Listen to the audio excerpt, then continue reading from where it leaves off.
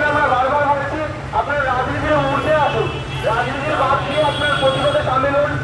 এবং এই যে আমাদের এখানে স্টুডেন্টদের একটা প্রতিবাদ, আমরা একটা কিছু বলছি যে স্টুডেন্টদের প্রতিবাদটা মেন একটা কারণে, কারণ যে মারা গেছে সে একজন ছাত্রী, যার সাথে ঘটনা ঘটে গেছে সে একজন ছাত্র, শুধু আর্জি করার ঘটনা নয়, আর্জি করার ঘটনা ঘটে সেই দিন থেকে আজকে 21-22 দিন হয়ে গেল।